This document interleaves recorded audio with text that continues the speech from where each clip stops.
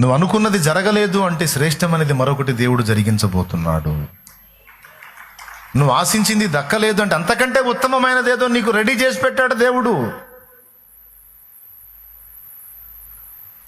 నువ్వు చేసిన ప్రయత్నం విఫలమైందంటే అంతకంటే శ్రేష్టమైన దాన్ని దేన్నో నీకు అందుబాటులో తేబోతున్నాడు దేవుడు. ఈరోజు నీ స్థితి ఎలాగన్నా ఉండని, నువ్వు దేవుని చేతుల్లో ఉన్నావు. అన్ని పరిస్థితులను బ్యాలెన్స్ చేసే దమ్ము, శౌర్యం, జ్ఞానం, శక్తి, బలము, ప్రేమ అన్ని నీ ఎడల దేవునికి ఉన్నాయి అని రూఢిగా నమ్మాలి కదా. దేవా నువ్వంటే నాకు ఎంత భక్తో ఎంత ప్రేమో, కానీ నిన్ను నమ్మలేను తండ్రి.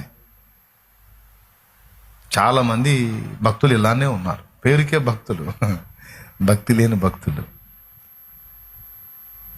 అచంచలమైన విశ్వాసం భక్తిలో భాగం.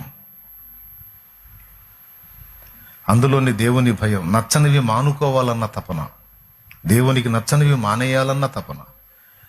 దేవుడు దీన్ని ఇష్టపడ్డాడని దాని గురించి వానికి ప్రసవ వేదన, ఆమెకి ప్రసవ వేదన ఉంటుంది. గుల్లగుల్లైపోతున్నాడు. ఎవ్వడు కొట్టాల్సిన అవసరంలో భక్తుడిని, దేవునికి నచ్చని పనులు చేసి ఎవ్వడు కొట్టాల్సిన అవసరం, వాడిని వాడే కొట్టుకొని కుళ్ళబొడుచుకుంటుంటాడు.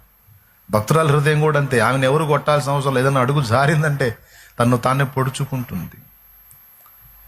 అంటే నిజంగా కత్తి తీసుకొని పొడుచుకోవటం కాదు, మనసులో తను పొడుచుకుంటుంది. మీరు ఇంటికి పోయి భక్తి నిరూపించుకుందాం అని కత్తి తీసుకొని కిచెన్లో టపిమ్మని పొడుచుకొని నేను భక్తురాలను అనేరు, పోతారు.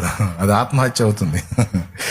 నేను అంటుంది ఆ పొడుచుకోవటం కాదు, హృదయమందు నొచ్చుకుంటారు, హృదయమందు గాయపడతారు.